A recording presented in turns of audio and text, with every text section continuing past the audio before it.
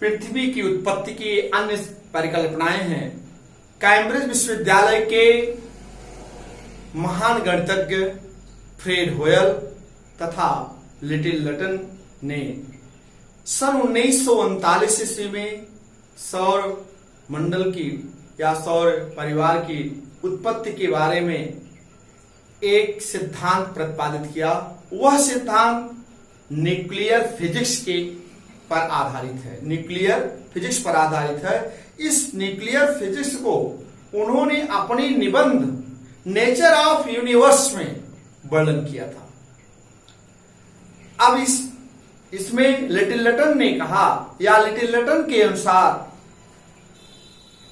ब्रह्मांड में सूर्य के अतिरिक्त दो तारे और थे।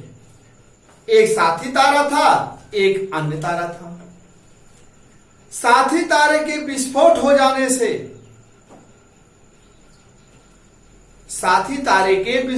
जाने से ग्रहों की उत्पत्ति हो गई। इनका यही तरह कथन है। लेकिन अब आप क्रम से देखिएगा कि कैम्ब्रिज विश्वविद्यालय के फ्रेड होयल तथा लिटिल लटन का जो सिद्धांत है, इन्होंने, ये महान गणितज्ञ थे, इन्होंने सन 1939 ईस्वी में न्यूक्लियर फिजिक्स सिद्धांत था इनका। न्यूक्लियर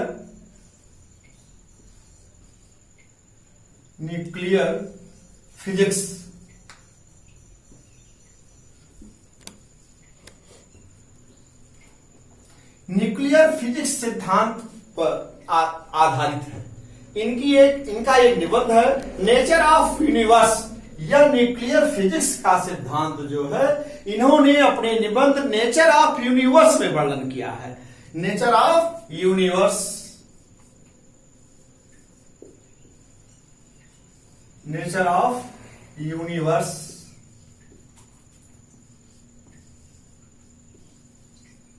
यही इस निबंध में इन्होंने अपना न्यूक्लियर फिजिक्स सिद्धांत को वर्णन किया था। अब लिटिल लटन ने यही बताया था कि अतीत काल में सूर्य के अलावा ब्रह्मांड में दो अन्य तारे थे। एक विशालकाय साथी तारा था, एक अन्य तारा था। अब विशालकाय साथी तारे का विस्फोट हो गया तो 9 ग्रहों की रचना हो गई। और जो 9 ग्रहों की रचना हो गई, वह सूर्य का ही चक्कर लगाना शुरू कर दिए। अब आप देख लीजिए, फिर लिटिल लटन ने बताया कि तारे जो हैं वह हल्के गैसों से बने हुए हैं, हाइड्रोजन और हीलियम के बने होते हैं। और ग्रह जो होते हैं वह भारी गैसों से बने होते हैं। जैसे उसमें आपका है नाइट्रोजन है, ऑक्सीजन है, लोहा है, एल्यूमिनियम है। तो इन तत्वों से ग्रहों की उत्पत्ति होती है। फिर आगे चल करके फ्रेड होयल के अनुसार, अब तो लिटिल लटन का सिद्धांत था, फ्रेड होयल के अनुसार यह था कि तारे जो होते हैं वो हाइड्रोजन के बने होते हैं, हल्की गैसों के बने होते हैं। तो ब्रह्मांड में जो साथी तारा था, वो साथी तारा जो था ब्रह्मांड में जो बिखरे हुए गैस या विरल गैस जो थी, विरल गैस या बिखरी हुई जो गैसें थी, वह हाइड्रोजन थी। तो साथी तारा ब्रह्मांड में बिखरी हुई गैसें, मतलब बिखरी हुई गैसें हाइड्रोजन। तो साथी तारा जो हाइड्रोजन गैस थी ब्रह्मांड में बिखरी हुई या फैली हुई थी, उसको वह आत्मसात करता चला गया। साथी तारा ब्रह्मांड जो हाइड्रोजन गैसें थी उसको वह आत्मसात करता चला गया। कालांतर में जब हाइड्रोजन गैस समाप्त हो गया तो न्यूक्लियर फिजिक्स सिद्धांत के अनुसार साथी तारा में विस्फोट हो गया। जब साथी तारा में विस्फोट हो गया तो उससे 9 ग्रहों का निर्माण हुआ। अब साथी तारा में जब विस्फोट हो गए, इसमें असंख्य कण निकले, धूल कण और बड़े कण भी निकले, छोटे भी कण निकले। कालांतर में वह घनीभूत हो गए। अब जब घनीभूत हो गए तो वह 9 ग्रह कहलाए। और जो अवशिष्ट भाग बचा वह न्यूक्लियर केंद्र के अनुसार वह अवशिष्ट भाग जो केंद्रीय भाग था न्यूक्लियर में, न्यूक्लियर केंद्रीय भाग था, वो सूर्य का भी चक्कर लगाना शुरू कर दिया। तो जो बड़े कण थे वो सूर्य का चक्कर लगाना शुरू कर दिए और जो छोटे कण थे वो ब्रह्मांड में ऐसे घूमते रहे। तो ये कालांतर यही सिद्धांत है। फ्रेड होयल ने कहा कि ब्रह्मांड में न्यूक्लियर फिजिक्स सिद्धांत के अनुसार जो है ग्रहों की उत्पत्ति हुई है। कालांतर में जो है इनके बाद में जिसे हम कहा जाता है विस्फोट हो गए, जिससे अन्य प्रकार की भी गैसें निकली और वह आत्मसात करते चले गए और घनीभूत होते चले गए। जो छोटे छोटे कण थे वह भी भारी गैसों में परिणत होते चले गए या भारी गैसों को आत्मसात करते चले गए, जैसे लोहा है, ऑक्सीजन है, एल्युमिनियम है, इन सब गैसों को आत्मसात करते चले गए और वह जो है ग्रह जो है भारी गैसों के निर्मित हो गए और जो तारा जो होता हुआ हाइड्रोजन और हीलियम का बना हुआ होता है। इस तरह से फ्रेड तथा होयल तथा लिटिल लटन का सिद्धांत जो है न्यूक्लियर फिजिक्स सिद्धांत पर आधारित है। अब देखिए यहां इसीलिए कहा गया, देखिए फिर समझ लीजिए एक बार आप लोग, अतीत का फ्रेड होयल तथा लिटिल लटन का सिद्धांत न्यूक्लियर फिजिक्स पर आधारित है। न्यूक्लियर फिजिक्स जो है यह इनके निबंध जो था नेचर ऑफ यूनिवर्स में वर्णन किया गया था। इन्होंने बताया कि ब्रह्मांड में सूर्य के अतिरिक्त दो तारे, मतलब सूर्य भी था अतीत काल में, सूर्य और एक विशालकाय साथी तारा और एक अन्य तारा। विशाल ब्रह्मांड में हाइड्रोजन जैसे हीलियम से तारों का निर्माण होता है। तो इन्होंने बताया कि ब्रह्मांड में विरल गैसें, बिखरी हुई गैसें जो थी, साथ ही तारा ये हाइड्रोजन को आत्मसात करता चला गया। जब साथी तारा का हाइड्रोजन आत्मसात करने की क्षमता से या आप सभी हाइड्रोजन को उसने आत्मसात कर लिया, ब्रह्मांड में आत्मसात करने के बाद ब्रह्मांड में कोई भी हाइड्रोजन गैस नहीं बची। तो हाइड्रोजन गैस नहीं बची तो साथी तारा का महाविस्फोट हो गया, तो उसमें असंख्य कण निकले। अब कालांतर वो घनीभूत हो गए और उसी से 9 ग्रहों का निर्माण हुआ।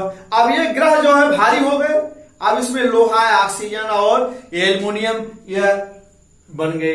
ये ग्रह जो छोटे छोटे न्यूक्लियर फिजिक्स सिद्धांत के अनुसार जब वो निकले, टुकड़े हो गए, साथी तारा का विस्फोट हो गया, तो उसमें से जो टुकड़े निकले वो भी गैस को आत्मसात किए। वो गैस में लोहा, ऑक्सीजन और एल्युमिनियम है, तो भारी गैस हो गया। इसलिए कहा जाता है ग्रह जो है भारी गैस का निर्माण, भारी गैस से बना हुआ है।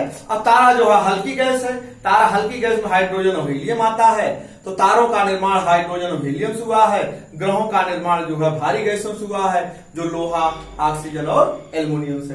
तो फ्रेड होयल तथा लिटिल लटन के सिद्धांत के अनुसार जो है यह न्यूक्लियर फिजिक्स सिद्धांत के अनुसार है। ये भी जो है पृथ्वी की उत्पत्ति से संबंधित माना गया है। तो इस तरह से अब हम दूसरा बताने जा रहे हैं। अब आप देख लीजिए, एक दूसरा है आपका ऑटो श्मिड की अंतर तारक धूल परिकल्पना। ऑटो श्मिड की अंतर तारक धूल परिकल्पना, यह परिकल्पना सन 1943 ईस्वी में ऑटो श्मिड ने प्रतिपादित किया था।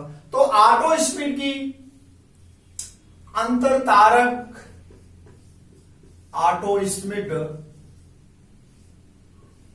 की अंतर तारक धूल परिकल्पना, अंतर तारक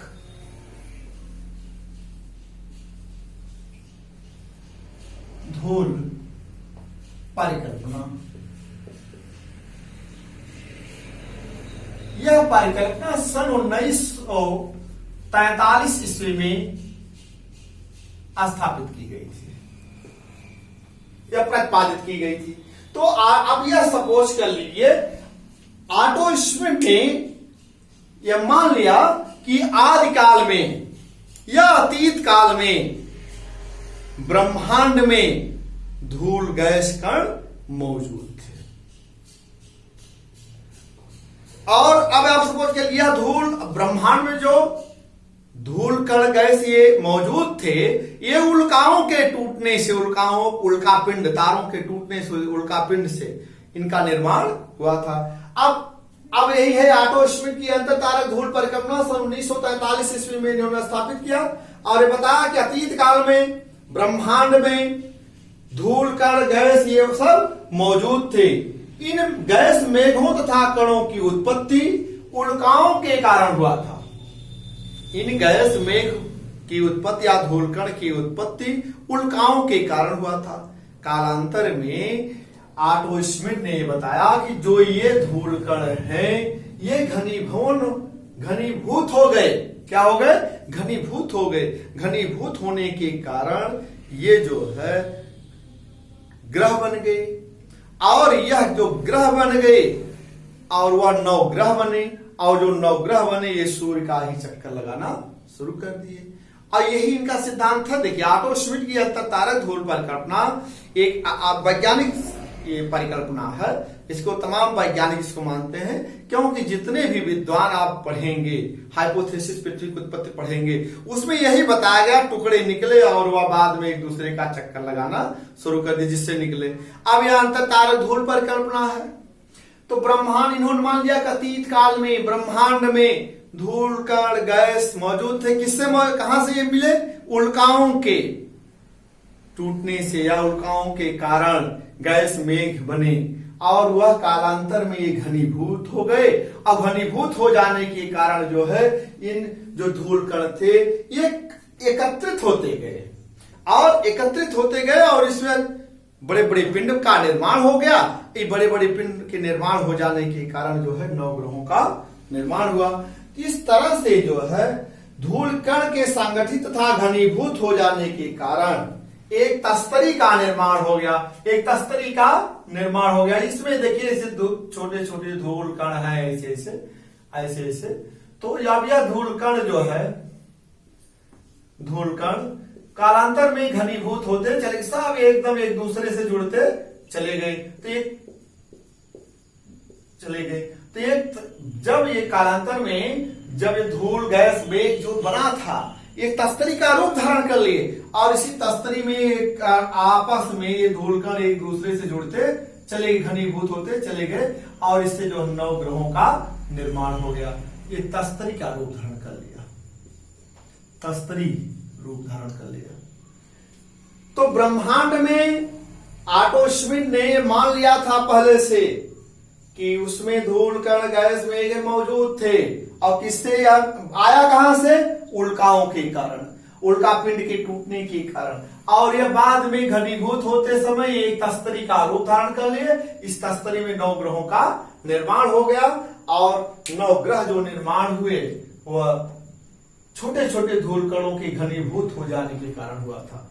इसी लिए ऑटो श्मिट की अंतर तारक धूल परिकल्पना जो है ये वैज्ञानिक परिकल्पना के रूप में जाना जाता है। तो इससे ये सिद्ध हो जाता है अब इन ग्रहों का निर्माण कई अवस्थाओं से होकर के गुजरता है, जैसे बुध, शुक्र, पृथ्वी, मंगल, बृहस्पति, शनि, अरुण, वरुण और यम। ये ग्रह जो है ये आपस में एक दूसरे से आज भी एक क्रम चलता रहता है।